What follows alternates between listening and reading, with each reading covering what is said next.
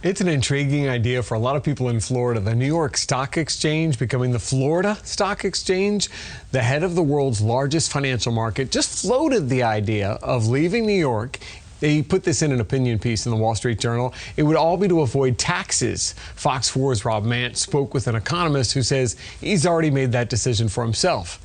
He's in Fort Myers with the story. When people think of Florida, they often picture something like this: restaurants and shopping, the kind of business you do on vacation. But more and more, people are choosing to move down to the Sunshine State because there's no income tax and the cost of living's low.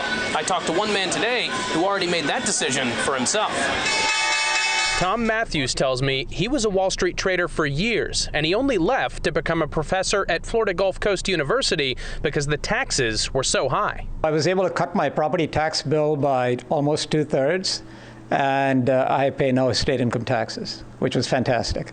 But now, it's not just individuals fleeing high-tax states, it's major corporations. Last month, Fox Business published this list of companies that have already moved at least part of their business out of New York. Goldman Sachs, who has very smart people, they've decided to move, I believe, their investment management arm down over here. So when an opinion piece in the Wall Street Journal floated the idea of moving the world's largest financial marketplace, possibly to Florida or Texas, the chair of FGCU's economics department, Shelton Weeks, says he wasn't surprised. Individuals and entities respond to incentives. And when you continue to stack negative incentives in front of an individual or an entity, such as the New York Stock Exchange, you're going to drive behavior. Those negative incentives come in the form of Assembly Bill A7791B, which adds a state tax every time a stock is bought or sold.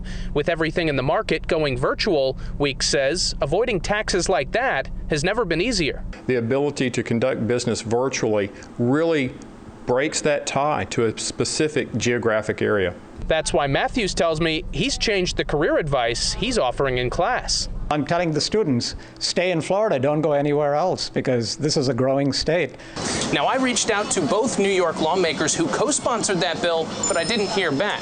The New York Assembly wraps up this year on June 18th, so we may not know what's going to happen with this proposed stock tax until then. In Fort Myers, Rob Manch, Fox 4.